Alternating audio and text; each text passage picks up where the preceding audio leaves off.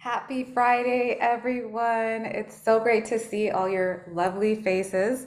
My name is Shanda Cooper Goff with Tigerlily Foundation. I'm a Senior Program Director, and it is my joy to be the moderator for our conversation for Breast Cancer Awareness Month or Breast Cancer Action Month, because that's what we're about, taking action and moving forward. And I'm so excited to have a phenomenal group of women that will be joining and sharing their patient stories and their journeys with us. And I look forward to just having a really good conversation.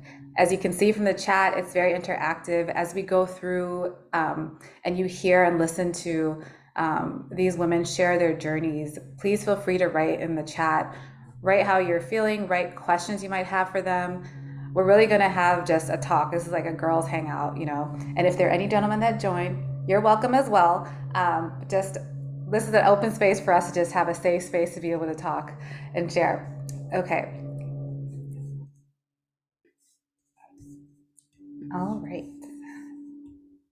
Okay. So introduce myself, welcome to you all, and I will also share about the 5 agreements, and then our reason for Pull Up a Seat, why we do Pull Up a Seat, and then, like I said, I'll be handing it over to our phenomenal patient experts for them to share their stories and conversation, and then opening it up to the audience for feedback, questions, comments, all of that. So, why, how to be in conversation with each other. I just ask that you all who are joining us to please monitor your airtime, to speak your truth, speak from your own experiences, lead with curiosity and not judgment, and most importantly, to please keep this space safe. Our why. Why are we here and why do we do this? Tigerlily Foundation, our why are our advocates. Our why is to educate, advocate, and empower young women before, during, and after breast cancer. We envision a future where breast cancer diagnosis doesn't inspire fear, but it ignites hope for a future. And today that's what you're going to hear. And we honor our angels who have gotten their wings, gained their wings. We continue the work for them. And so here we have Shantae Randall, and we continue her legacy as well by keeping going her voice and what she wants us to continue to be able to do, that's advocacy. Pull up a seat. What is pull up a seat? Literally, we come, we pull up. Sometimes it's co-hosted by it's definitely always co-hosted by Black patient experts. Sometimes we have a medical professional that'll come as well and to provide and share information about a specific topic. The important part is really for us to be able to amplify the voices of underrepresented groups, especially Black women, and being able to talk about solutions. How can we address and move towards action when it comes to some of the challenges that we are facing within our community? And now that I've shared about that, I get to introduce these incredible ladies. We have Karla, Sandifer, and I'm only going to give short little blurbs about them because they can really, their voices are what is so important, and being able to share in their own words is the most powerful way. So Karla Sandifer is a survivor who has overcome stage 2 ductal carcinoma. She is a child of God who loves music, great food, making body butters infused with cannabis and pain management. And she's undergone several various treatments, which she'll share too about her journey from chemotherapy, mastectomy, to radiation. And she is now living cancer-free and thriving and being such a voice in this community, in our community. We have Tonya Hicks with us. Tonya is a 3-year triple-negative breast cancer survivor, and she also carries the BRCA1 gene mutation. She is also currently cancer-free and enjoys being a breast cancer advocate to bring more awareness to people in her community and around the world. We have LaToya Cooper, our recent author in the group. She just recently authored, yes, Surrender to Healing, Conquering Breast Cancer with Faith, Gratitude, Confidence. She is a speaker, advocate coach, breast cancer survivor. She founded She Speaks, an organization empowering women to find their voices, and she is a Tigerlily Angel Advocate. And she really, touches on breast health as well as fertility preservation. And hopefully we get to dive into that a little bit more as we have our conversation. We have Christina Mackey, who is a breast cancer survivor, as well in our group. And please just give these ladies a round of applause. These are survivors and thrivers that are with us, joining us to share. We have Christina Mackey. She is a breast cancer survivor and development consultant for nonprofits in Houston. She has two lovely young daughters and holds a master's in English and education. And her experience battling cancer has fueled her passion for helping others facing similar hardships. And last but not least, we have Kathryn Jackson, who is joining us. Kathryn, who's diagnosed with grade 3 inductal carcinoma, IDC. She was undergone chemo, surgeries, radiation, and hormonal therapy. And after being cancer-free for some time, her cancer has returned. And she was cancer-free until November 2022.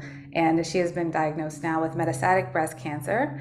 And she is a thriver, an advocate, a phenomenal mother, and family member, and just a voice in our community. And we are so delighted to have Kathryn joining us from Chicago to be able to share about her experiences as well and lending her voice to the table. So I'm going to stop sharing the screen so that you all can see these women and their faces.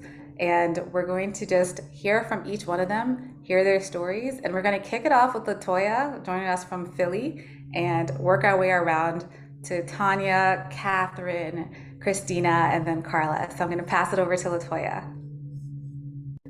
Good morning, everyone, and thank you all for joining us. I'm excited to be here on this platform. I'll share a little bit about my story. I was diagnosed with breast cancer at the age of 37 during the COVID pandemic. And after being diagnosed, I found out that because I was still in childbearing age and I wanted to have children, that fertility preservation would be an option that I would need to look at if I wanted to preserve my fertility. And that being because of the chemo treatment, my oncologist said she didn't know how the chemo would react to my body, like what it would do to my reproductive system. So receiving a breast cancer diagnosis, then being told you may or may not be able to have children, those are two of the hardest things that I had to deal with simultaneously. Um, and I went through chemo, surgery, and radiation. I am a breast cancer survivor, as mentioned. And in December, I'll be coming up on my 2-year anniversary to ring after ringing the bell, completing treatment. So I'm excited about that. But I definitely share within our community, especially when it comes to Black women, about breast health, but also about fertility, not just when you're going through a breast cancer diagnosis, but just fertility overall. Because I know as I was growing up and even as an adult, I don't remember talking about fertility. So when I was hit with these two things at once, it was hard. It was rough. But we worked through it and I'm out on the other side. And I'm just excited to be on a platform to just be able to share my story whenever and just to help other women, prepare if you're ever diagnosed with breast cancer, especially if you want to have children and you may not know at the time, but just to have that option available for you and to you. And I ended up starting the organization She Speaks, which stands for Surrender to Healing Every Day. And it was it's a way to teach women how to advocate for themselves effectively, but also how to find your voice so that you can speak up when things occur in your life, regardless if you're diagnosed with a medical situation, but just to speak up in general and to have that confidence. And as Shanda mentioned, I did write my book, Surrender to Healing, Conquering Breast Cancer with Faith, Gratitude, and Confidence. And it's based on my journey going through breast cancer. And I also share just important information and some questions that, if you're going through the cancer journey, that you or your family may ask that you may not even think of going through the journey. Because me being diagnosed was new for my family. So we had to, go through new waters and work this out together. But I did have a strong advocate for me. I did have a good family support system, but not everyone has that. So this book is a guide to just help you through those life trials and journeys, but also if you're going through a breast cancer diagnosis for you and your family.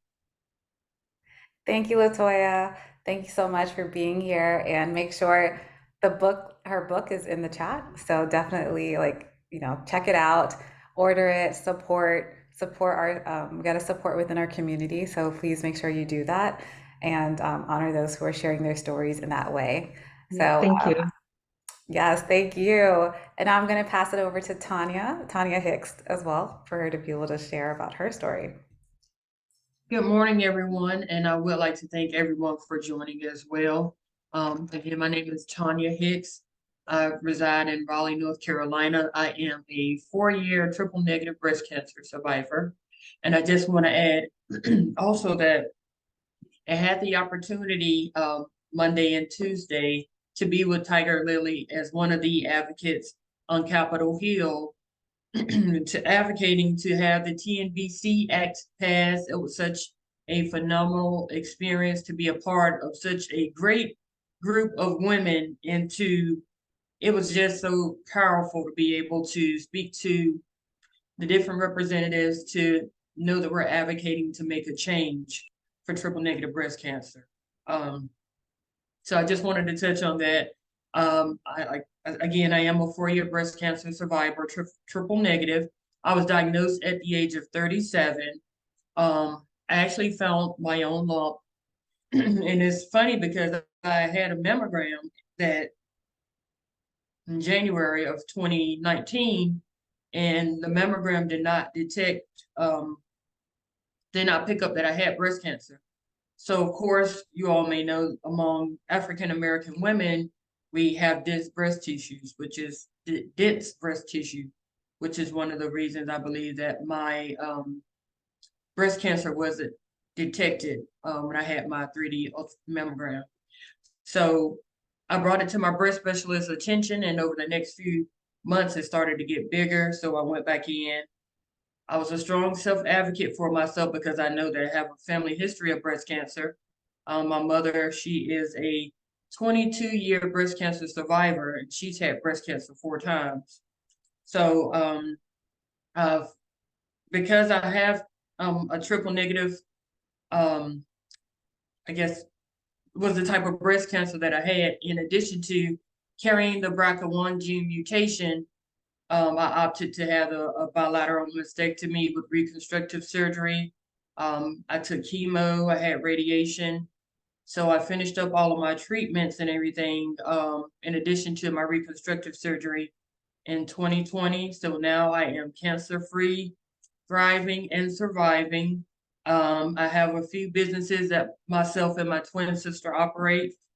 I also am a heavy volunteer here in my community.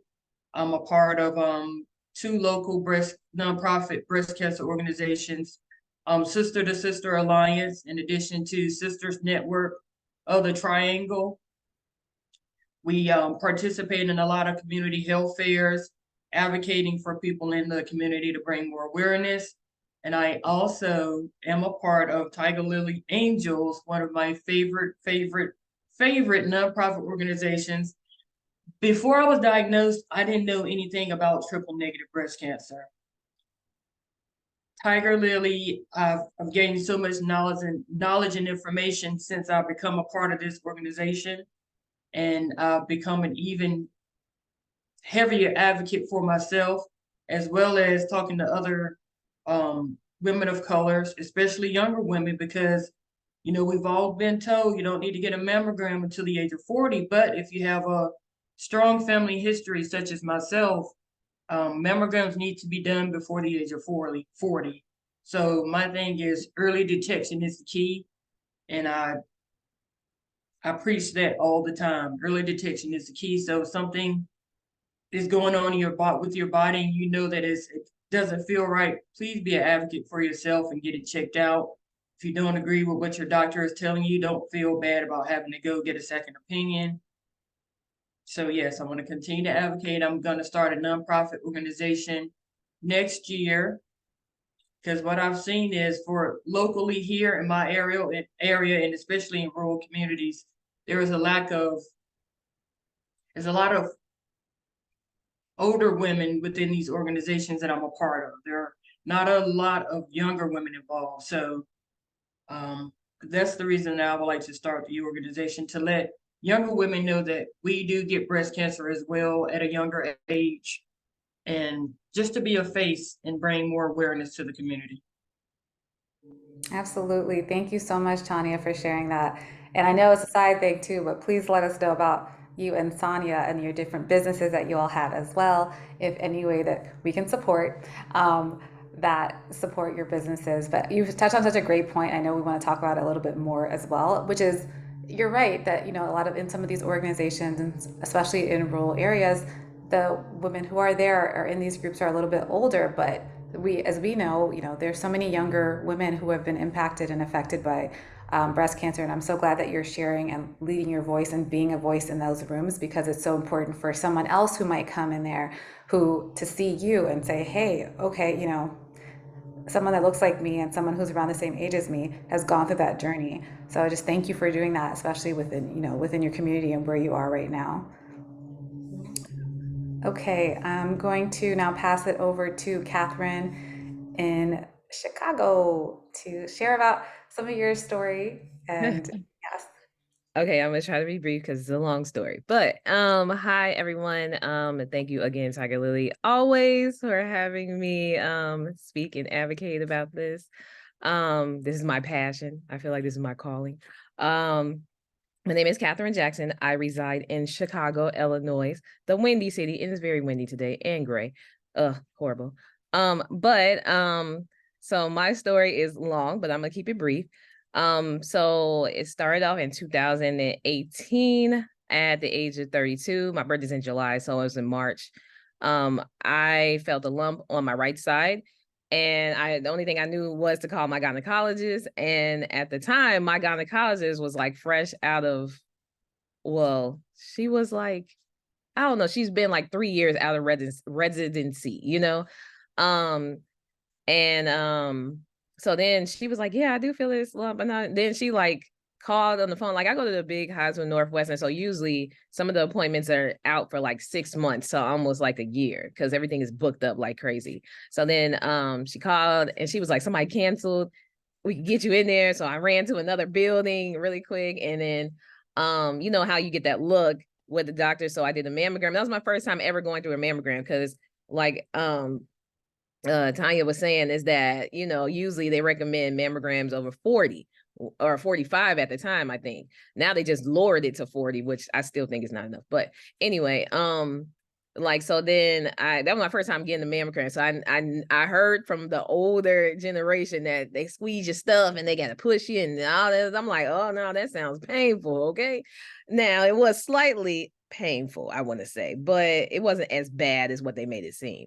So I got my mammogram, then I got the ultrasound too, because they saw different things. And just like you said, African-American women have dense breasts. So they was like, no, let's do an ultrasound too. So when they did the ultrasound, they was like, yeah, you see this is a mass. And I was like, wait, what is a mass? You know, so I'm in my head trying to research when they going back and forth. And they was like, yeah, you need to schedule, we are scheduling you for a biopsy next week because this is a really big mass right here. So I was like, okay. All right, well, I gotta go through it. So then the next week I had the biopsy, and then I had just started the job that I'm at right now. And I had got that call like right before, like I was about to go home. The guy was like, I guess like the radiologist or whoever, the technician called me, was like, hey, do you have some time to speak with me? And I was like, yeah, you know, I'm on my way, like getting out, but hey. And he was like, yeah, so the tissue that they found was cancerous. And he was like, unfortunately, I tell you that you do have cancer. And I was like, wait, what, me? I was like, me? I work out every day. I don't eat no pork, don't eat no beef. Like, what's going on here? I don't do no dairy. So then that's when the whole process started. Like, I would say I go to a big hospital in Chicago. I don't know if you guys heard of it, Northwestern. They're pretty much the top 10 and probably one of the top 10 lists or whatever in the States. But the problem is going to a big hospital, you get a whole team of people. So you swarm with this person, that person, that person, this person. So I was like kind of overwhelmed on my first appointment when they were telling me what was going on. Then they outlined the treatment. So that year I had 8 rounds of chemo, which is the adriamycin, Cytoxan, and Taxol, what they call the Red Devil and all the other stuff, which I hate. Taxol, I actually broke out in hives, so I had to be switched to Abraxane, which is what I'm currently taking now, which is interesting. But so I had 8 rounds of chemo.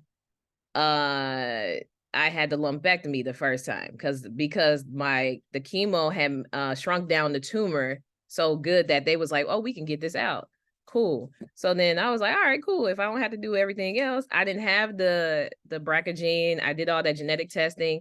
And to go back to what you, I forget, LaToya said, I didn't have a chance because my cancer was ER/PR positive, HER2 negative.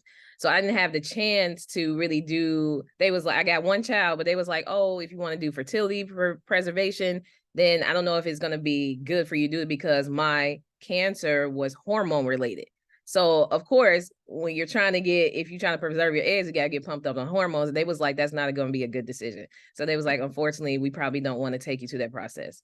So I didn't really get a chance to even think about that. It was just go to chemo, you know? So I had 8 rounds of chemo. I had a lumpectomy, and then I had 20 rounds of radiation.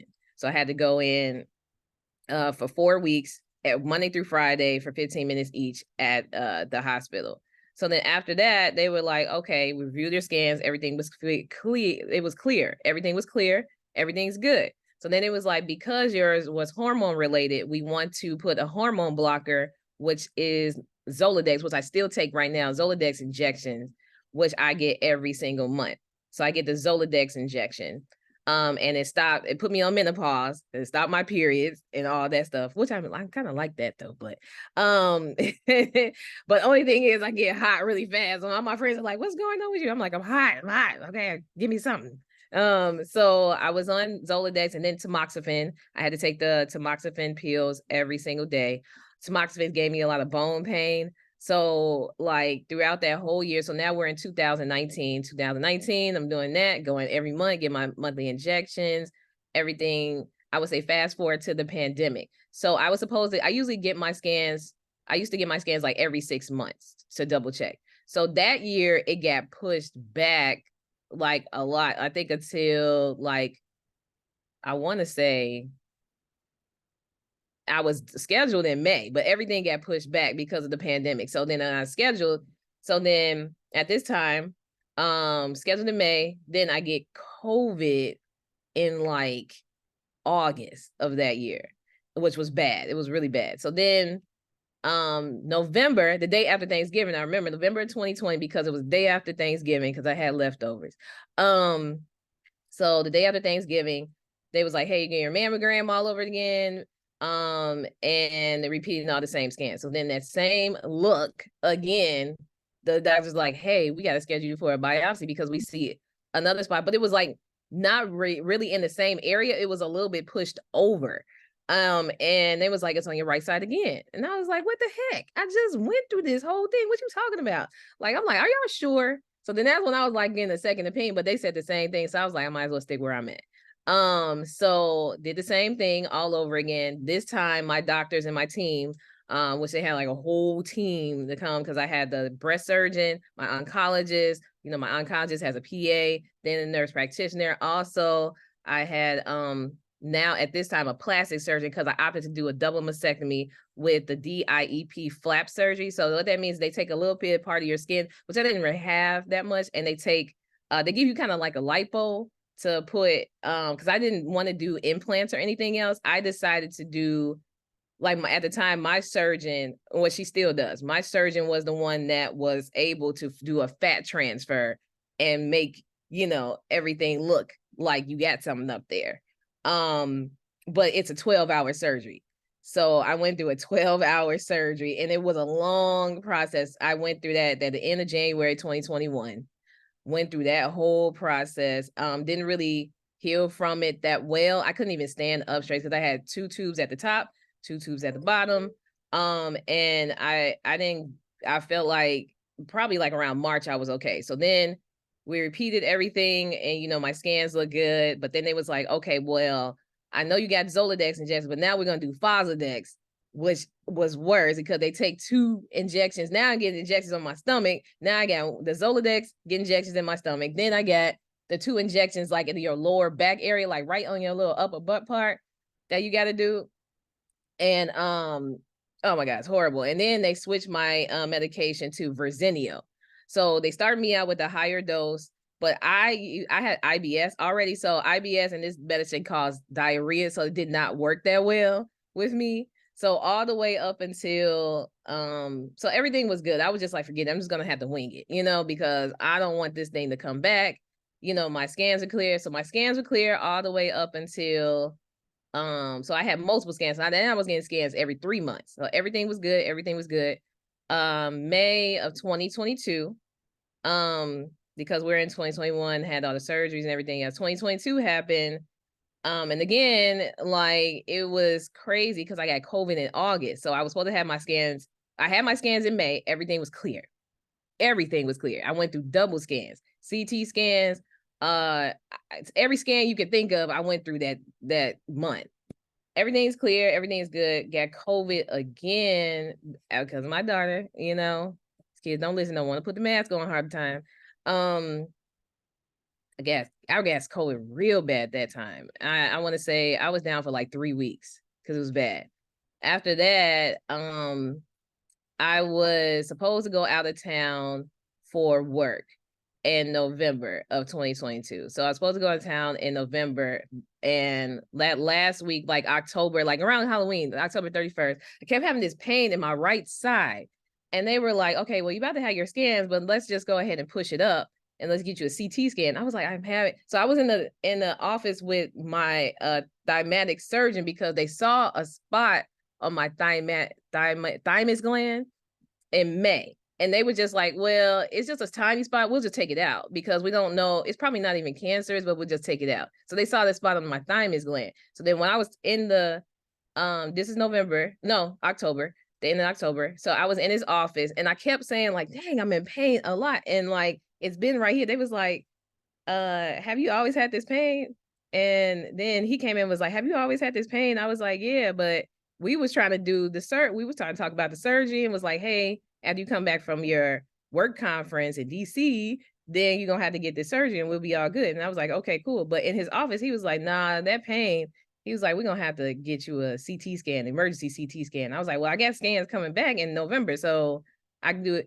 You know, I was like, I could do it then. I could just take some pain medicine. And he was like, nah, we doing this today. So I was like, cool. So then he was like, well, I had ordered an emergency CT scan and you got to wait about an hour, but you can get it done. So then went to another building to get that done. And I was like, oh my gosh, this is a lot going on. So then he calls me that night and was like, hey, you got some time? He called me at 10 o'clock. And I was like, what the heck? What's going on here?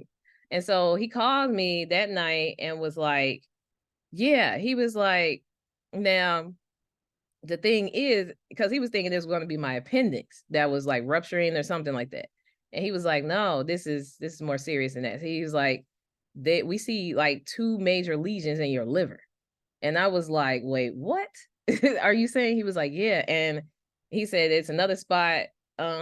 He said, yeah, I'm gonna send this over to your oncologist, which my oncologist had said, had called me the next day and was like, hey, can you come down to Northwestern because we need to do a couple of things. And I was like, I'm actually getting on a plane in like tomorrow almost. And she was like, well, after you come back, I'm putting all these different visits in for you to come back. So the day that I came back was Thursday. So I had to go to Northwestern that next morning. And then that's when she told me like, hey, we do see lesions in your liver. And now we're going to have to do every scan possible to see if this has spread it anywhere else. So then after that, I went to the bone scan and everything else. And then fast forward, I'm just going to keep it a little bit short. So now I was officially diagnosed with metastatic breast cancer in like December because I did the bone scan and all that stuff. And so it was the same thing. I was diagnosed with, it was the same ER/PR positive because they did the biopsy in the liver. ER/PR positive, HER2 negative, but this time because of the research and research got improved, I was also had the PIK3 mutation, which at the time I didn't know what that was. So I started doing research on that. But the PIK3 mutation, meaning that it's more treatment options for metastatic breast cancer thrivers, I should say. So then January, I started out with Xeloda. January of this year, I started out with taking Xeloda. My doctor always wanted to do 3 cycles of that and then repeat scans so that my tumors keep increasing. So my tumor with 2 major tumors in the liver, 1 on my right hip bone, and again on the right side, a little bit on the right side, and then underneath my left side, underneath my arm. That's where they found all the tumors. So this year I have gone, I'm at right now currently on my 4th line of treatment. So I've been through the Zoloto this year, repeated the scans. Then after that, they was like, hey, and HER2 seems to be doing a really good job. And it was in the conference in Texas at MD Anderson. So let's try that. Tried that. It was working 50-50, but it wasn't working that well in the liver. So then after that, literally just finished about 3 weeks ago, Trodelvy, which also showed that it worked really more in a triple negative setting. But because I had some type of the HER2 low, I think, and the PIK3, they was like, well, it usually can work. It showed results of working on ERPR as well. And some people that have HER2 negative / HER2 low, a little bit of that worked again 50-50. So now I'm currently on Abraxane, which in the beginning, when I got diagnosed, the first time I took Abraxane because I got allergic reaction to Taxol. So, but it was never approved for technically the setting that I was in the first place, but it was approved in the metastatic breast cancer setting, which currently I just finished yesterday. I just went to chemo. I just finished my first cycle of Abraxane, and I got 3 more cycles, and then I repeat my scans back in December, and hopefully praying that the tumors in the liver are decreasing, because that's mainly the issue, is that the 2 major tumors are in the liver, and they're in 2 different parts. So I can't do the ablastation where they insert and that it would mess up my whole liver. So they can't do that. So I am here, and I am here thriving. So I always want to beat the odds, but I do a lot, as Shanda knows. And Denisha knows too. Like, I'm at every event. I'm speaking at every event. I knew about it a lot because my cousin, she was the executive director of Susan G. Komen Chicago at the time when I got diagnosed.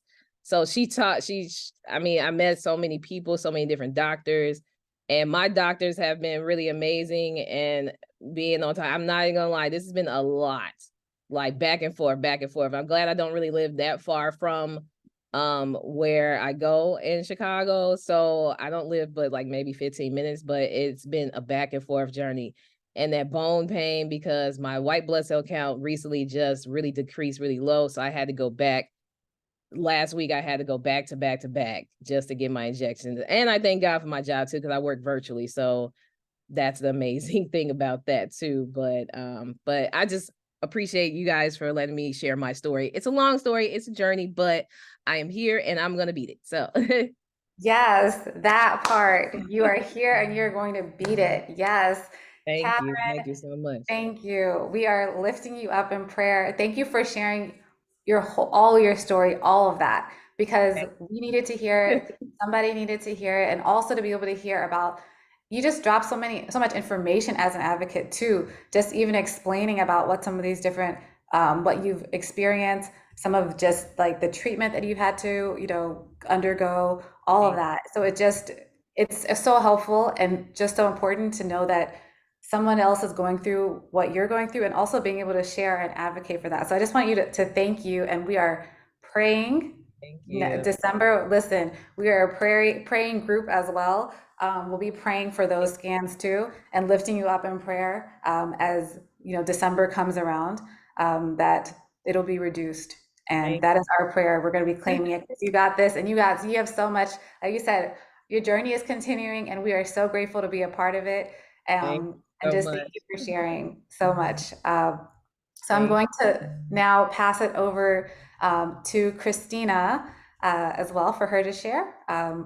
Welcome, Christina.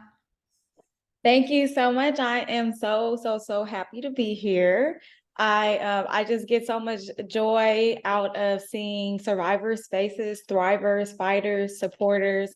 It's just, it has become kingdom work for me, and it really, really does fill me up.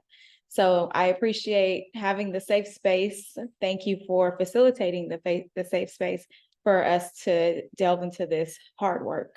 I see Shakina in here. She just graduated from cohort 21 with me, which was my first cohort that I matriculated as a TLF angel trainer. So stand up cohort 21.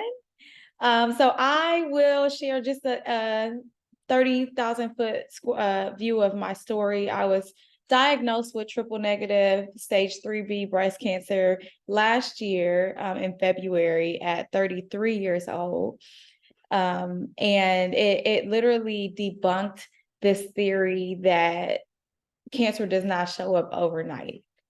It does. It can.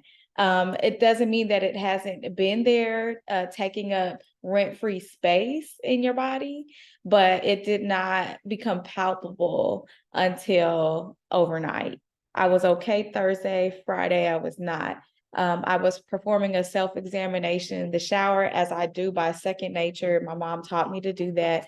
I don't have any documented medical history, just based on my beginnings in life. And so I've always been pretty self-aware of my body and all the things that are happening with it. And I found that lump in the shower, and it fell into the palm of my hand like a gumball. And most people run to the doctor or pick up the phone and call their gyno. I call my mama. That's what I know to do. I call my mom.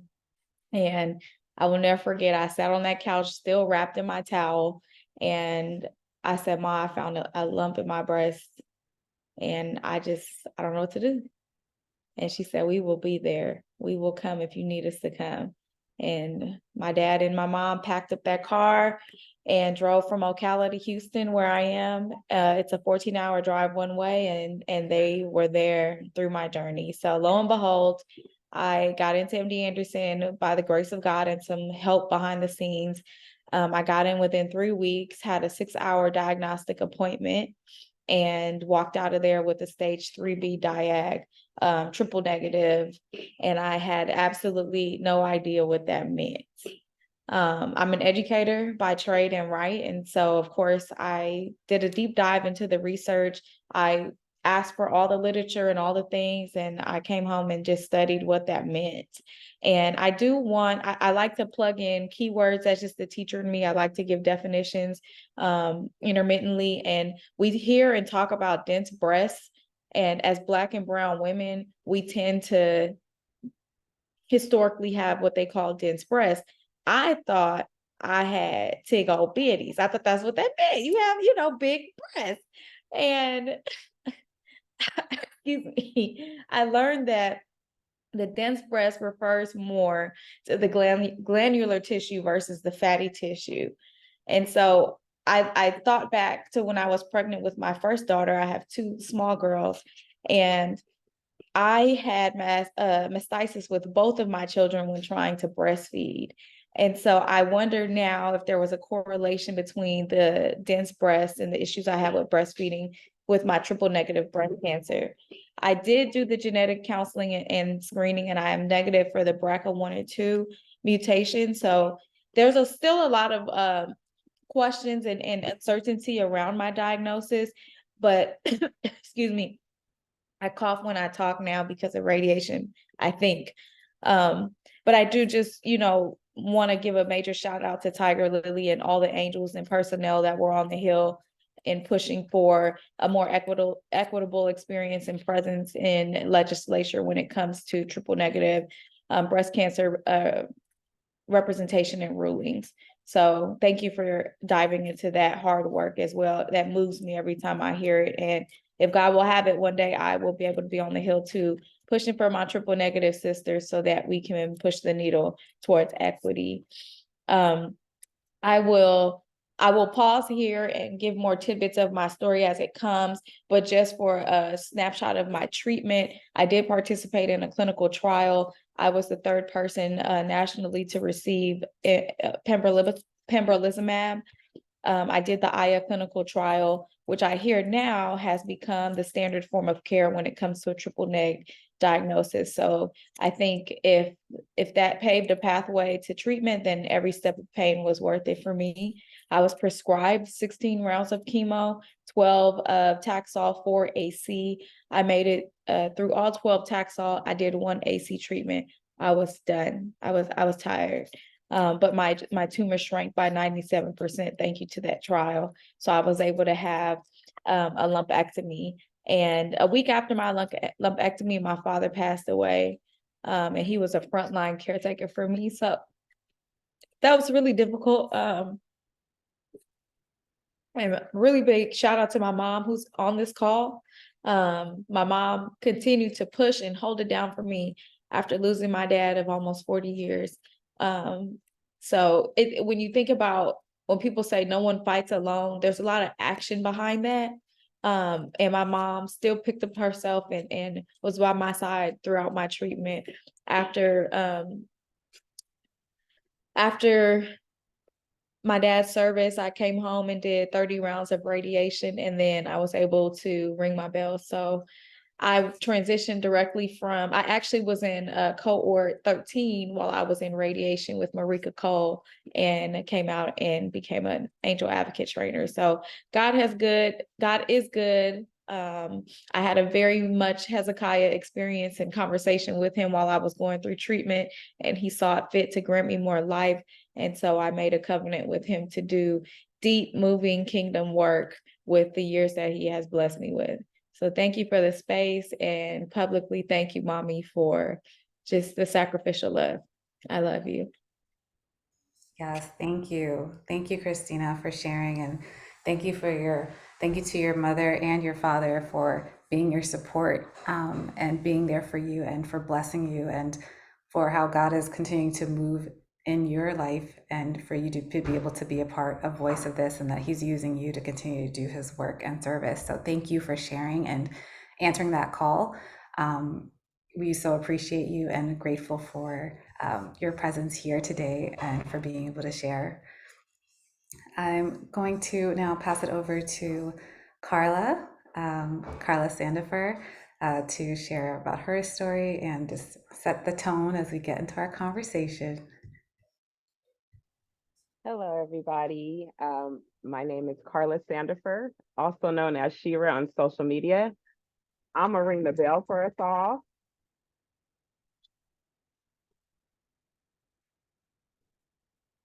Okay, so I was diagnosed at age 38. I was living in Las Vegas, Nevada at the time. I'm originally from Bakersfield, California, which I'm back home. My parents had to come get me and bring me home so I could fight for my life. I found a lump in my left breast, and it had been there for a while. And so something just resonated in me and told me to reach out to my mom. Christina, like you said, you called mom first. So I text my mom and my sister. I'm like, hey, I found this lump. And so my mom's like, I'm going to make you an appointment with her doctor, Dr. Araceli Castaneras. And I came home to Bakersfield because I was transitioning into a new job. So I came home, I had an ultrasound and a mammogram, and that changed my life. She wanted to do it on both breasts. So the left breast finding that lump, that was a sign from God to go ahead and get this journey moving, because that disappeared after I went to the doctor. It was not even in the left breast. It was in the right breast in 3 places. And so I had to come home. I didn't know that the journey was going to be long. I thought, you're going to do this, this, and this, and you're going to get back to yourself, and you're going to, yeah, that's what I thought. Nope. I had to do 4 rounds of chemotherapy. I had a double mastectomy with reconstruction, and it failed. And that was my body, because the right side of me was cancerous and it had moved into my lymph nodes. So they had to remove 12 lymph nodes from my right side and both of my breasts. And they replaced my breasts with expanders, and they're very heavy and painful. But my body rejected the expander. So, you replace the breast and then you give me some new ones, and that I'm going to rock with. I was a 38H cup. Okay. So I had big breasts. So I transitioned big time. My right breast rejected the expander not even a month after receiving them. And it was filling with seroma. And so they had removed it, they drained it. And then I had to come, when I was getting ready to start radiation, the doctor said, something's wrong, because my body was leaking. My breast, my right breast, and let me say, I had both of them removed. So I had the left expander and the right expander. So I have two breasts, new ones, and they're telling me a month after giving them to me that we have to take this out tomorrow. So that right there tore me up inside. I shut down for 3 days because, wow, here we go. So I removed that. Then I couldn't start radiation because I had to heal from the fact that they had to take that out. So I'm dealing with body imagery. So I have one expander in, so I have a FUB in, and I'm flat on one side. And so I'm dealing with imaging issues. And so also on this journey of me being diagnosed with breast cancer, I was also pre-diabetic. I was overweight. So I'm dealing with all of those things too. So a lot of women are dealing with poor health when you're diagnosed. So guess what? You have to do way more than anything, than anyone on your journey, because you have to be here. You want to be here. You have to save your life. Okay. So everyone's telling me, you got to stop this, you got to stop that, you got to stop this. So I'm dealing with that, the body imagery. Okay. So I couldn't start radiation right away. My breast had to heal, and that took about 2 months. So I'm on pause trying to heal from the fact that my body, being that your lymph nodes are taken out of your body, all of that it makes you who you are. This is a hormonal journey. So after me healing from that surgery, emergency surgery, I did 25 rounds of radiation, and that burnt me to the core. That was very painful. And one thing that I can say on my journey is I prefer to do chemotherapy. That don't sound right, do it? No, it don't. But, I was burnt up, and it was very painful from my neck all the way underneath me. Okay. And so doing that, and then after I did the 25 rounds of chemotherapy, then I had to go back and do another 6 months of Xeloda, Kathryn, right? That changes you too. So these meds ain't no joke for a breast cancer patient. Because one thing about this journey is we have to deal with bone pain, we have to deal with joint pain, we have to deal with so much, and we have to deal with emotional roller coasters, because a lot of times when you're ready to move on to the next phase, you can't, because you have setbacks. You're going to have many, many, many setbacks on your journey if you are a 1 in 8. Okay, because 1 in 8 women will receive breast cancer in this lifetime. And we are all 1 in 8 on this platform. And we have gone through many, many, many, many, many, many, many challenges. Okay. And so after I did the radiation, and then I did 6 months of Xeloda, I'm still flat on one side, and I'm still dealing with the expander in the other side. And also the fact that I don't have hair anymore. And I have to deal with the fact that I had alopecia too. So losing your hair, and then also having to deal with the ugly fact that, girl, your edges ain't coming back, sis, because you pulled them out with the weave. So I had to deal with that. This is a whole self-love journey for me. Also, I had to lose weight, and I had to change my diet, because that's another thing. A lot of the food that we eat will feed these hormones. My cancer was invasive ductal carcinoma, estrogen positive, HER2 negative breast cancer. We have a lot of people walking around estrogen positive. Okay. And so feeding these things and don't even know that we're feeding these things. And so me being where I live in Bakersfield, California, the Black community is in danger, because a lot of us here don't even know the beginning or the end, or even how, okay, to even start your process, or what even to do. Okay. Like I said, I was pre-diabetic too. I'm no longer pre-diabetic. I've lost over 100 pounds on this journey because I had to save my life. Okay. I had to change everything about my whole situation. And now I receive a Lupron injection monthly, which totally will bring you down. Okay. And I mean that because it's suppressing your estrogen. So they want you to be, what do you say, menopause? So they're putting me in premenopause, right?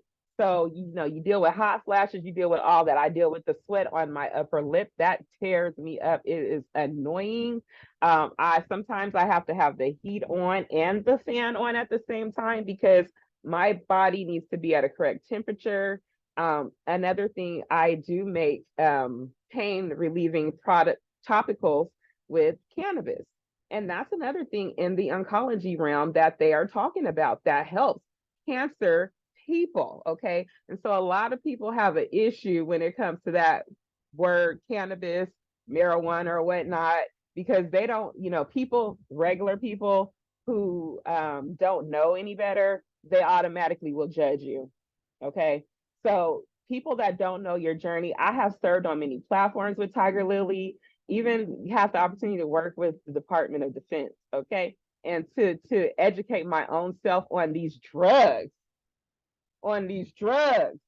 that we have to put in our body, just poison that we have to deal with day to day, right?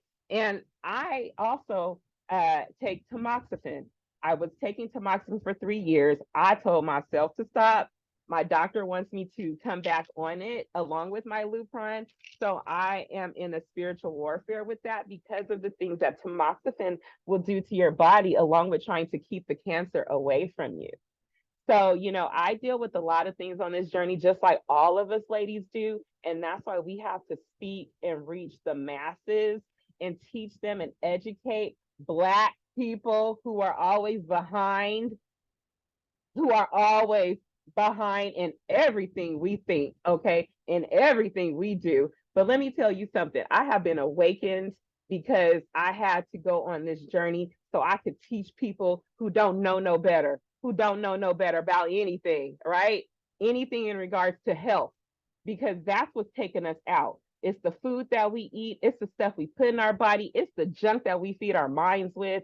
It's the junk that we don't even recognize that we don't recognize. Okay. And that's called being blind. But I'm not blind to this anymore. I am going to speak. I'm going to teach, and I'm going to still do what I have to do to be here, to seize my day, and for everybody else to seize theirs, because that's what we're supposed to do. That's why we're here to talk and discuss these things, because 1 in 8 women will receive breast cancer in this lifetime, and Black women, we are 40% higher than that 1 in 8. Okay, so that right there, that's too much. That's too much. And so we have to definitely use our voice.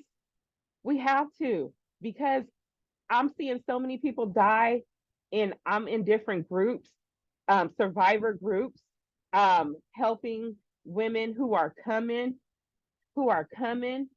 because they still coming. Because 1 in 8, we represent that one, okay? That one. And so we have to do what we have to do. We have to be the voice. Kathryn, I love you, sis. I remember when you had to go back into the ring. Okay. I remember we have wonderful conversations about that. And you just keep fighting and keep telling everybody, because a lot of us are ignorant, very ignorant. And it's up to us to change that, because if we can't, I don't know. But that's my story. I'm gonna keep reaching the masses. I'm gonna keep teaching. My last phase, I did the latissimus dorsi flap surgery November 1st, 2021, where they took the muscle from my back. Very painful surgery. So they took out my back to create a breast, right? And so I have an implant in my left. I'm going to go back in the ring. I'm not ready yet, but I will do the same for the left side, because I believe that, my body was gifted to me to be able to place things in different places. Glory to God. Glory to God. So thank you all.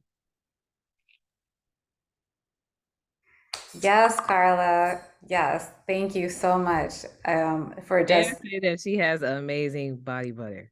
Okay, she sent it to me, and I still use it today. We, listen, Karla, yes, could you please share about the body butter? Drop that in the chat too. You know, I'm always out here promoting. And also, yes, it's that time of the season, especially on the East Coast where we actually need some of those thicker butters. So, yes, that would be wonderful. Okay. Okay, we are here. Our group, oh, let me add myself in here too. I was like, wait, there's one more person. Me. Okay. We are here. Whew, talk about energizing. Talk about just a space that you all were called to be in this space at this time.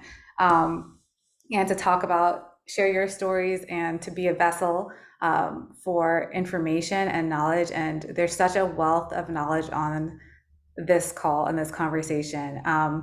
For those who are also listening, and if you have questions, I'm going to open it up to conversation because there are a lot of areas that were touched on and covered. And so if you all have any questions or you want to share anything or speak anything to these ladies, please raise your hand and let, so that I can acknowledge you and welcome you into this space as well. You're already in this space, but welcoming you to share your voice as well. There's so many areas that I want to touch on.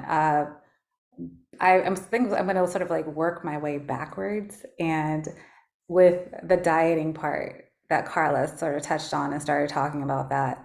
The diet, how have your diets been impacted, or have they changed? And when you talk about, like, for instance, estrogen positive, what does that mean? What can people eat? What kind of food should we be putting into our bodies? To make sure that we're putting things that are healthy. What should they avoid? What are y'all avoiding, and what are you all pouring into yourselves right now? Well, I don't know if I'm supposed to, okay, I don't know if I'm supposed to raise my hand. I don't know what it is. Oh, no, it's okay. It's like, we're just having a conversation. Just unmute yourself. It's cool. Well, just like Karla said, like, we're both ER, PR positive, so everything estrogen related. So I would say about 4 months ago, I stopped eating chicken. Like, the only thing I had left in me was to eat chicken because I had IBS already and I was lactose intolerant. So I stopped dairy years ago, like talking about years ago. Like, it used to mess me up so bad. So anything dairy related, anything that has eggs in it, I don't even eat. I downloaded this app called Yuka, Yuka. I don't know if you heard about it, but you scan all your products and it'll tell you all like the chemicals that's bad for you, even to my skin products, which I spend a lot of money on my skin products, I ain't gonna lie, but it's all like beneficial to our health. So everything coming down to my skin and everything, I avoid products that pretty much just have anything that has to do with estrogen. And you wouldn't know it, like some of the fruits, even some of the vegetables too. Like, you gotta research a lot of stuff. I actually do a lot of juicing too. I got this juicer that everybody swears by, but yeah, it's a lot. But I do juicing and just eating more vegetables and different fruits and antioxidants, and also, like, I'm getting more and more into the plant-based thing because I seldom now do fish, but I used to just do, when I stopped chicken, I was just doing heavily. I was like, oh, I'm just gonna do seafood, but some of those shrimps interact with a lot of things, and I started swelling up because I had lymphedema because of, just like you said, when going through all these surgeries, because they did a fat transfer and they did do that, all of that, I still get like swelling in different areas. But so I just really kind of avoid things like that. And maybe every so often I might do some salmon or some red snapper, but not that much now. I'm really plant-based and exploring all of that stuff, like the mushrooms, the oyster mushrooms and the chickpeas, and I'm cooking all different things now and just learning different things that not to put in my body that's gonna, help these tumors grow, because I don't want them to keep growing. So that's me. Oh, and I don't drink no alcohol at all. Like, I stopped drinking alcohol when I found out about my diagnosis. So I don't drink none. I used to have a Cooper Talk membership. I canceled that, and just everything that I put in my body. And thanks to the Yuka app, of course, like scanning all my products, including my cosmetic products and everything else, and it tells you everything. So that's what's really been helping.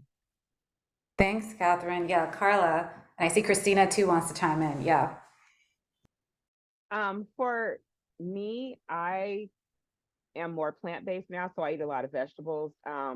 I had in 2021, actually, I'm sorry, in 2020, I did do the gastric sleeve surgery, and that's because I had to lose weight in order to even do reconstruction. And so, being that this cancer is hormonal, your hormones will play with you. A lot of us deal with belly bloat on this journey, always bloated because of the medication. And so, what I had to do, what my oncologist has said, you got to cut out bread, you got to cut out cheese. Bread and cheese will tear you up inside and it will cause inflammation and bloat. So if you can cut that out, because I love cheese. I love I love sugar. That's a drug. Sugar is a drug. If anybody didn't know that. Okay. Sugar is a drug. And so it is a feeder of take you out. You can become diabetic because of too much sugar. So you got to cut those out. And with other things. So I like I said, I do more plant-based things. I do eat chicken a little bit. But if you cut out that cheese and you cut out that bread, and I mean everybody loves bread. I love bread. I'll eat it every now and then. And I'm not telling you take it away, but cut it back because it will change everything about you on your journey. It will change. You will not be inflamed like you are. So those are the two major things that I cut back. And then I upped my vegetable game, upped it, increased it. And then you have to take vitamins. And so I'm working on that right now, supplements. And I found out some other regimens in regards to my walk with castor oil, cold pressed castor oil. Y'all need to look that up. Ginger oil is good for belly bloat too, because you're putting it on your body and I have to do lymphatic massages now. And that's every night before bed and in the morning. So I take time with me because I love me and I value my life and I value everything in regards to transforming on this journey. So if you can cut those things out, that is a great start. And that's not just us cancer survivors, that's everybody, because everybody deals with these things. Because we are estrogen women, we are women, and so our bodies produce that, and our bodies can overproduce. And that right there, why wouldn't you want to change for the better? Yeah. Christina, Christina, did you still want to chime in? And then, yeah, Tonya. I can. So I too, I will echo that. I am much more plant-based. I don't eat meat anymore. I very rarely even eat seafood. I don't eat much these days, but it's really by default. The clinical trial was really, really horrendous on my system, and it caused a lot of lifelong things, endocrine issues, i.e., I have adrenal cortical insufficiency, so I don't produce cortisol anymore. When prior to my diagnosis, I had an overproduction of stress-based cortisol. And so, well, a stress-based overproduction of cortisol. So God is so funny. I don't even make it anymore. And I also have acquired hypothyroidism. So I'm on the Synthroid, levothyroxine. I was put into early onset menopause because of my chemo. And I'm 5 feet tall. I had gotten up to just about 210 pounds and was immobile. I couldn't walk because of my trial for a while. The neuropathy touched my spine. And so I everyone was like, stay active, stay active. I couldn't. I had rheumatoid arthritis. There were a lot of things happening. So my mom, I was raised by 2 Jamaican parents, and soursop is really, really, really notedly good for cancer. So my mom look, the biggest soursop leaves you can find. For me, it gives you sleep like nobody else. So I would tear pieces and make tea with it. But I know some people take 3 or 4 leaves at a time. My mom would give me fresh turmeric and ginger shots for the inflammation from treatment. I also take local honey for allergies. For whatever reasons, I have heightened allergies now, all the things. So anything that's from the earth without pesticides, that, you know, even if you can grow it yourself in your backyard or on your patio, yeah, very good for the soul and for the spirit. But I do definitely stay away from meat. And I've lost 100 pounds since October. And I really don't work out per se. I go outside, I walk, I do all the things, but the meat, you know, that just took the weight completely off. In addition to, I also have stage 3 liver damage from the chemo. I have non-alcoholic stadial hepatitis, NASH. So I lost my gallbladder in February to the chemo, a lot of things. But I too recommend a plant-based diet. Thank you, Christina. And congratulations as well on that. It's quite the accomplishment, and also just sharing about going plant-based and what that's done too. There's so many tips that people are dropping in the chat, so please make sure that y'all are taking notes. I definitely am over here. Tonya, I know you wanted to chime in. Yeah, I just wanted to say, so I transitioned into full plant-based myself. I haven't eaten beef or pork in over probably 13 years. And just recently, within the last 6 to 7 months, I stopped eating chicken and turkey. So full plant-based, over 85% of my diet is juicing. I love juicing. I strongly believe that juicing helped when I was going through chemo. Juicing helped me along through that process. In addition to the soursop tea, Christina, I love it. Ginger, turmeric, I love herbal teas. I do believe that they've strongly helped me along my journey. So I strongly recommend, if you aren't juicing, you need to start juicing, everyone. Can you share in the chat too, just like some of your favorite juice combinations, ladies, I that you sure those who have been will. juicing? Yeah. Yeah. Oh, and my sister and I, we started a juicing company as well. That's one of our businesses. See, that's what I told you, Tanya. I asked you. That's what I'm talking about. That's what that's what I'm talking about. Tanya and Sonia, can y'all please drop in the chat about your juice business? Appreciate y'all so much. These ladies are like such entrepreneurs and just phenomenal. Just we're just so blessed. We have such a great group of women that are just doing incredible things. Okay, so one of the questions that we received in the chat too, that I wanted to touch on, because you know, there's so many areas, but it was about relationships, and talking about that and just how your relationship, your personal relationships have been impacted by, you know, your cancer journey. And if you can just sort of touch on that. I'm trying to scroll up in the chat. Yeah. How did the diagnosis affect your personal relationships? And if you know, if y'all wanted to just sort of share a bit about that. And I know Rayla also shared a little bit about how it impacted her, how that impacted her relationship as well in her marriage. So, but yes, please, it's open for y'all to share about that. I'll share. I would say for me, it made my relationships a lot stronger. One, especially with my parents. It was and with my siblings, but most so with my parents.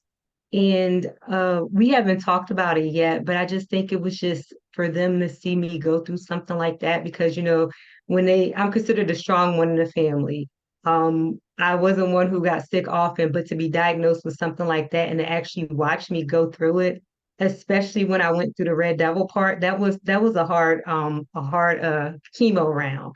And I actually ended up in the hospital with blood clots on my lungs after receiving the second round of the Red Devil. So it definitely made it a lot stronger. And then my personal relationship with God grew tremendously, because I knew, like, that was the only person I could rely on. I knew that I couldn't call anyone to save me to get through this. So my relationship grew tremendously, and that's one of the main reasons why I named my book Surrender to Healing, because I had to surrender and give everything over to him in order to get through that journey. And then my relationship with my husband, we already had a strong, solid relationship, but it grew as well, because not only did I have to rely on God, he also had to rely on God more, because he was actually watching me go through everything. And it was hard. So yeah, those are the key relationships I wanted to share. Thanks, LaToya. Anybody else want to share about your relationships too? Yeah. I can share.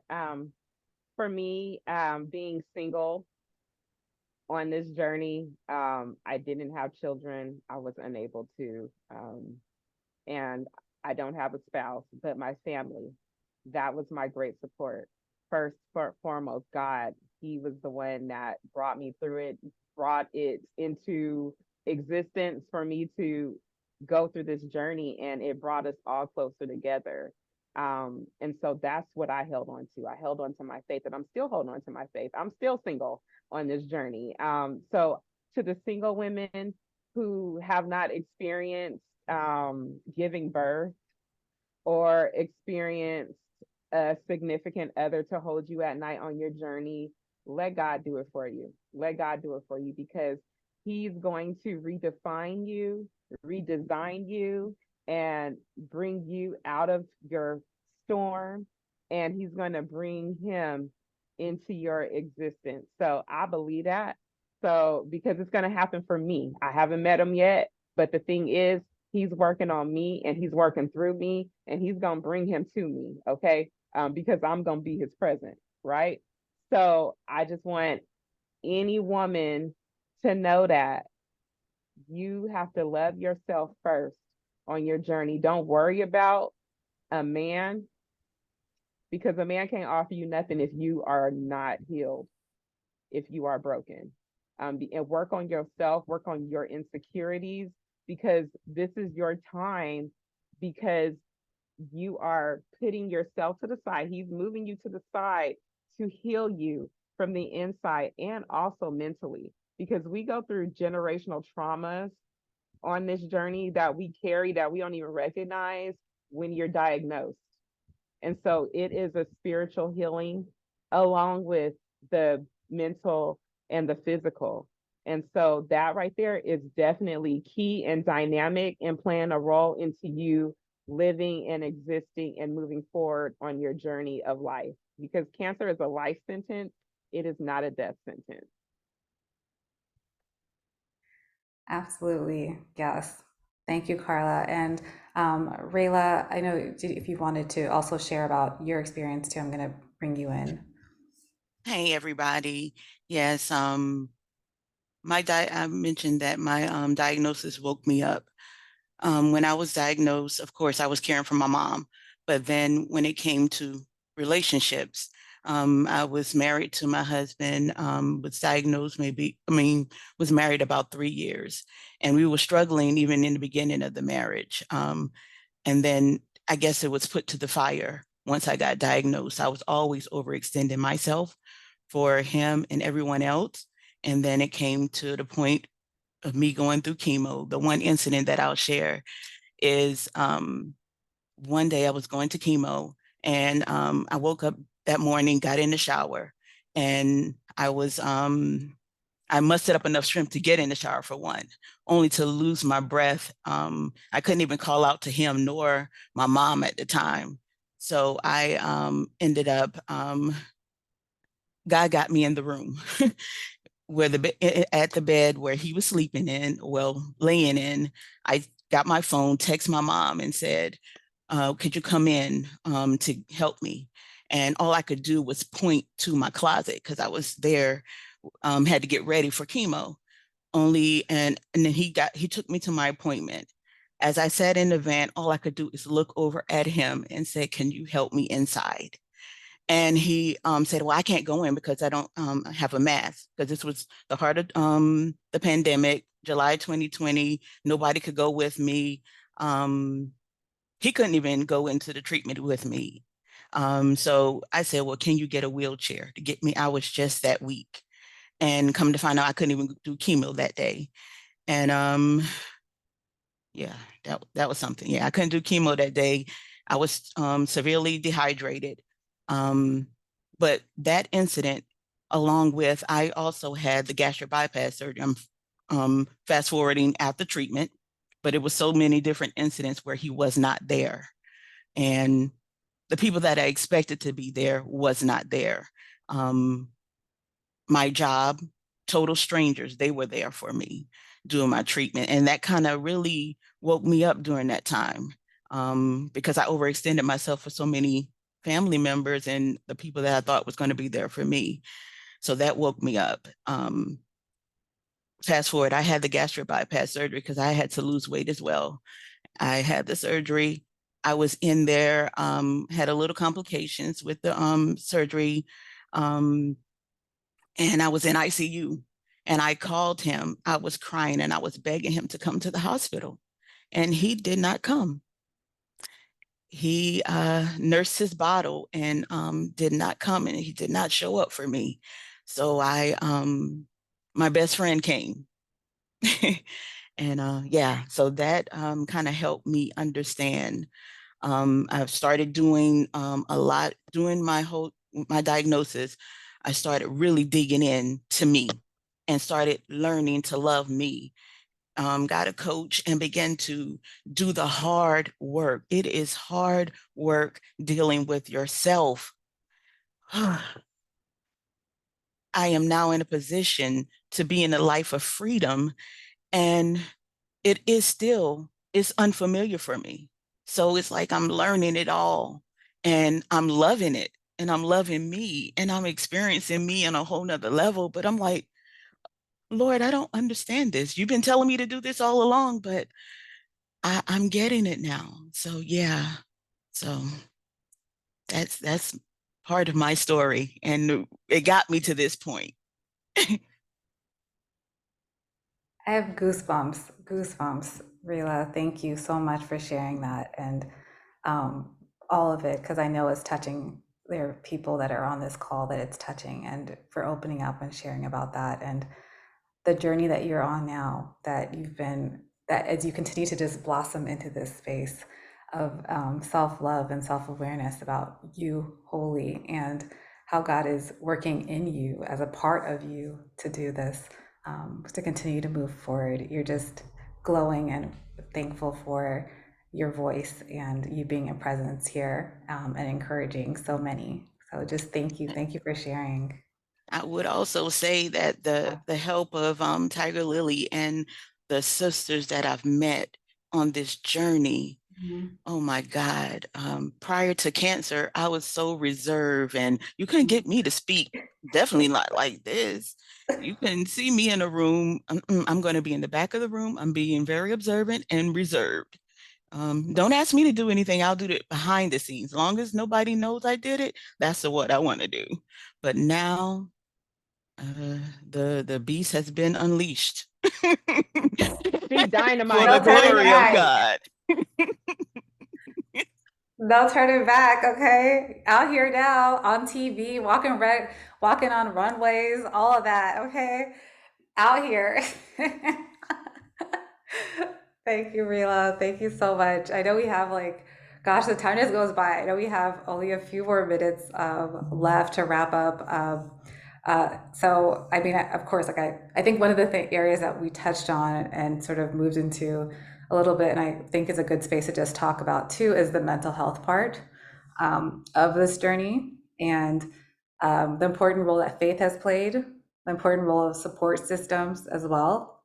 Having your support system, whether it's family, it's, coworkers, it's, whoever that you're able to lean on and being there. And I think that you all have spoken so much to that. What other ways too have you all been working on as it relates to your mental health? If it's therapy or, just doing some of those self-care. What does that self-care look like for you, that you like massaging with that massage with your body butters, like those different things that just help to just pour that love in? Well, okay. For me, because I am a self-love queen, I went to cosmetology school, so yeah, I learned the basics at 17. So I remove myself. I like to go to the park. I like to read the Bible. I love to read the Bible. I changed my music that I was listening to. I was tired of listening to old to R&B songs.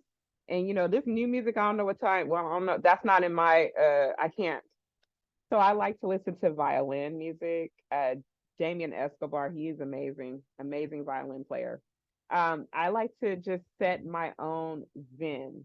Um, I like to go, I work out every day. I go to a senior center, okay? Because if anybody can understand our stories, it's seniors, okay? They deal with joint pain. They deal with bone pain. They have to stretch.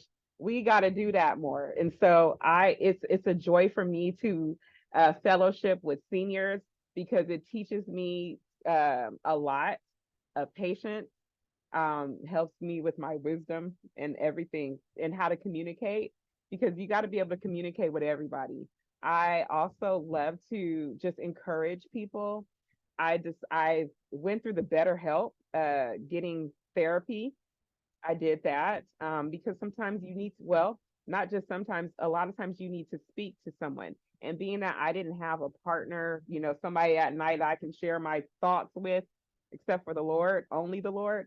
But it's good to talk to someone of no judgment that's going to hear you.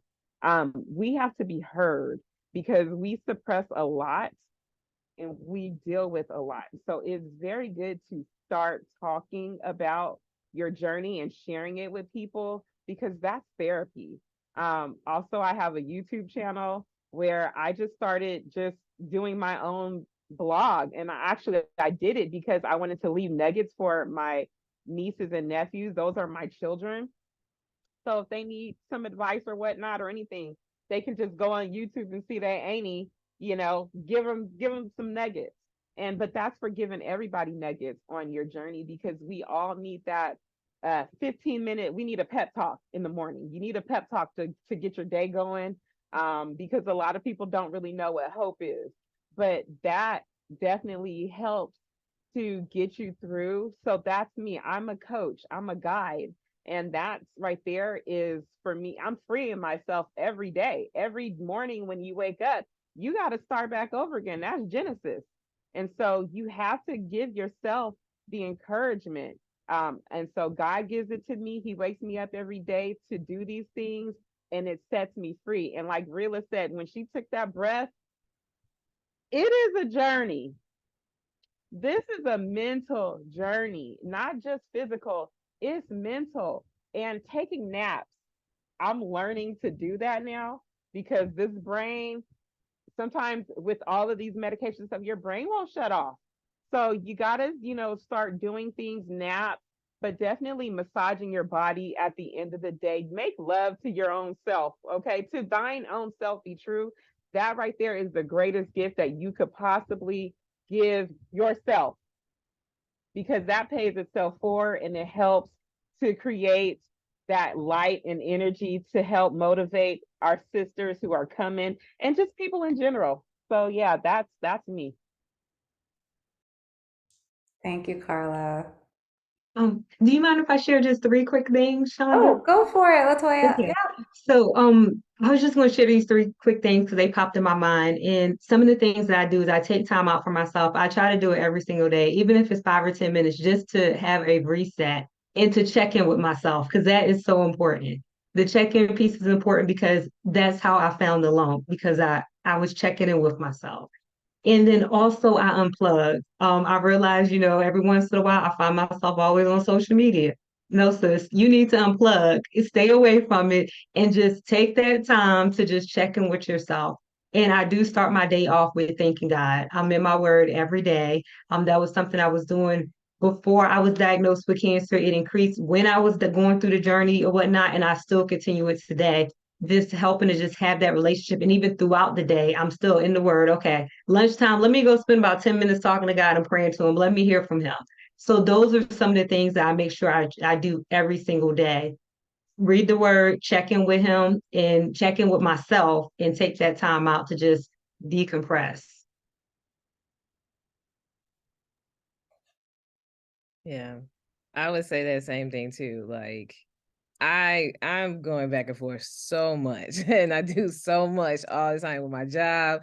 I feel like I should have been a counselor because I counsel everybody almost every single, my phone goes off 24/7. So sometimes I get really like, okay, this phone gotta go. But I think because I'm always like traveling back and forth, just like in music and then just talking to God all the time, like, God, did you want me to do this? Because I feel like I told God like last year, a couple of years ago, I was like, okay, maybe be an advocate, maybe be the person, you know? And I'm actually a part of this, the Tigerlily Chicago. We all informed this whole group, the Chicago Lilies, and we're all in the text message going back and forth, like, yeah, you experienced that? Yeah, you did. And then of course, like Karla, I got so many breasties that I've met on this journey all over the place. Like, so like I said, my phone is going off all the time, but at the same time, like I like that because just like you said, like I'm single, had to let that food go. It's a long story, but anyway, but at the same time, like you do need somebody to talk to at all the time. And like I said, my family members and my breasties, and then everybody I've met all the time, like my doctors, everybody, I'm constantly in communication talking about everything. So that's kind of like the reason why I feel like I can get through this journey is because I have everybody around me and saying like, you know what, you got this. I've always been, I want to say, a strong-willed person. So my friends like, you didn't even break down. I was like, look, I gotta get this out of me. Ain't no time for that. Okay. Even though I know it's very emotional, you can get to that point where it is like, dang, guy, like what else you want me to do now? Okay. What's going on? And then, you know, I would say I am a shopaholic, and I just stopped myself. I did do it. And I have really looked at my cards and say, hey, Amazon, we can't do this, especially with the Amazon influencers out here. I'm like, look, they are trying me to get all these products on here and I can't keep doing this. Okay. So like, yeah, shopping has been my number one thing, buying a whole bunch of products, but I would say taking those walks, you know, I live in Chicago, they have a beautiful city. It's something going in Chicago all the time. I know y'all probably know about Chicago a lot because our mayors have been on the news a lot sometimes, and along with everything going on. But I would say I just try to, yeah, Chicago's a lot. We do have the best food, I would say. I've been to all these cities, and I know nobody can compare to Chicago. Well, maybe Houston, maybe, but but I would say just like talking to everybody and just talking to all y'all and everything else, that's what helps me get through like mentally this whole thing, because this is I've been on every single drug you could think of. Like I was just talking to somebody that was recently diagnosed with metastatic breast cancer on my Instagram, and she was like, have you heard of this drug? I'm like, I've heard of every drug. I know about every drug. My actual daughter is studying to become a pharmacist right now. So I feel like I was supposed to do that, but I went to work for the city because I thought the city benefits was better. But hey, I would say I've always been a researcher, so that kind of helps me too, because I need to understand what's going on within my body. And just like everybody said, the healthy diets, and I'm researching so much stuff because I had to research. I didn't even know some fruits had estrogens at first. And I was like, wait, fruits have estrogen? What kind of estrogen do they have? Like, so I started going digger and deep. And once my mind gets going, it never stops. And then, of course, like it's got to get cold in Chicago. So that's when I, decompress with my shows. I got to watch my shows like Power and all that stuff. So that's how I kind of like get my mental together. But like I said, I told myself I told God, I was like, make me the advocate, and I want to be an advocate. And I feel like he's answering the question because I've been doing a lot. And but I love doing this just because like everybody said as well, like we're African American women, and I feel like it's a lot of disparities just everywhere. Even if you're in a big city, small city, whatever it is, there's a lot of disparities, and I feel like you definitely have to be a voice. So that's what I feel like my mental, goes to. Yes. Thank you, Kathryn. And you stay being a voice. Appreciate you. And the Chicago Lilies, as you said. And yeah, Christina. Yes. Sorry, I had to hop off camera for a second and take a work call, but I did want to insert vulnerably with Ryla and a few of us. I am going through a divorce now because you do have those moments, there were telltale signs during the relationship. I was married almost this past October would have been 9 years.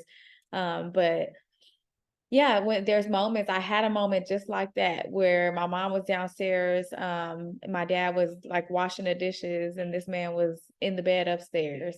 And I couldn't even bathe myself. And there were many a times I would text my mom. God bless. And my mom is not of this generation, so she loves me real big when she learned how to text and communicate with me via text. I could text her and say, Mama, can you come here real quick and help me?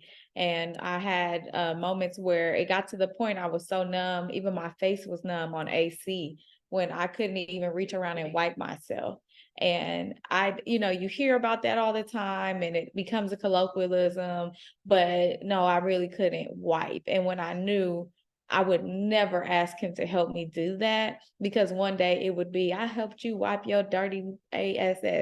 I never wanted to experience that conversation, because then we can't come back from that. So I did make a promise and had a good old ongoing conversation with God that if he gave me an exit, if I survived, I would run through that door, and he did. And my girls and I, we got out. So I say got out, I have to co-parent, so to speak, but we're on the other side of those things. But I did want to plug as well, there were times where I have very present and caring and frontline parents, but I really had to cling to the cross in moments when it's dark and the whole house is asleep and it's 3 a.m. and you have this Popeye syndrome from the Decadron, and you're ramped up on steroids, and then that's when the thoughts of death creep in. And those are the times where I would really say to myself, I might not even survive this thing. And that's when I would have those midnight hour conversations. And I went and actually got my hand tattooed during my treatment, because as one of my old habits as a teacher, sometimes we didn't have Zoom, you didn't have the hand raise reminder. I would ask my students to hold their questions because it would throw me off my lesson plan. And I would always write down, the first letter of their name on my hand, so I remember to go back to them. So hands, that's where my tattoos are. They're my reminders. And I have Mark 5:34 with the ribbon.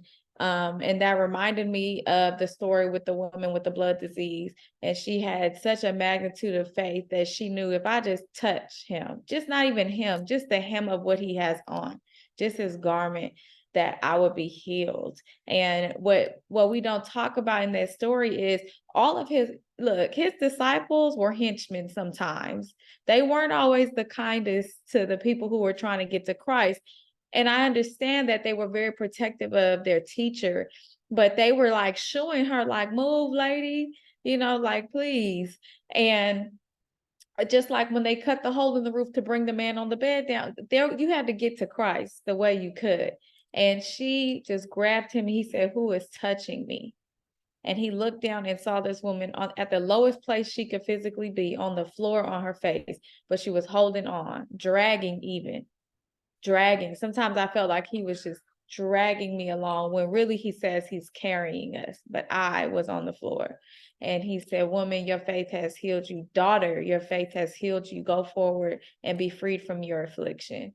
And when I rang my bell, I keep this. I wanted this imprint on me, because it reminds me, even when I have fears and anxieties that the cancer may come back, or has come back, it's still a reminder that he was with me through that treatment. And where the cross is, his blood flows also. And if I'm at the bottom of the cross, his blood is dripping on me and still healing me and carrying me. And so that is what took me through my journey and still takes me through my days. But on this side of survivorship, my favorite scripture comes from Deuteronomy. It is contextually, I apply it to where I am. He was speaking to Israel and giving them their land back. But as my hair started to sprout in and things started to come back, Deuteronomy says, God, your God will restore you, will restore everything that you lost. He'll have compassion on you. He'll come back and pick up the pieces from all the places where you were scattered. And when you go through breast cancer, you lose things, things come off, they take things away, and you feel scattered, you have this Frankenstein syndrome. And God has literally gone and picked up all the pieces from where I was scattered, and is little by little putting them back together. And who better than the great physician? And who better? He knows where each part needs to be, and he's putting them back in that order. So I hope that you can hold on to Deuteronomy 33 verse 5 and Mark chapter 5 verse 34. Those two things are my champion verses. And I hope that they bless you and carry you like they do me. Yes, thank you. Thank you, Christina. Thank you so much for sharing that and just that testimony. There's no, that's it. You just put it all together right there. There's no more left to say. Just thank you for testifying and to all of us and speaking into all of us today, this evening, this afternoon. I'm more like this evening. I already feel like speaking through us and sharing those verses. Yes. Karla, ring that bell again. Listen, like, because y'all right here, right here, yes, this is what it's about. And just thank you all for raising your awareness. And please, Christina, please share as well those scriptures in the chat so I can share them as well with, and just for us to meditate on them as we continue to, move through each day, to be able to know that and be reminded of that. I just want to thank all of you for your presence here today, for sharing of yourselves. And because God's so loving, He poured back into us before we ended. So all of that was shared is being refilled, and just to go back out there and continue to do this work, continue to do the work that He started in you, to continue to go out and do that. We are so grateful, and please make sure I'll send, but if you want to keep in touch with these ladies, in the chat, so please drop in your Instagram, but I'll follow up as well with those who registered to share that information so that they can keep in touch with you. And Tigerlily, we're also here for those who need support. We will be here to be able to provide any comfort that you might need or support. We have a great sisterhood and welcome you.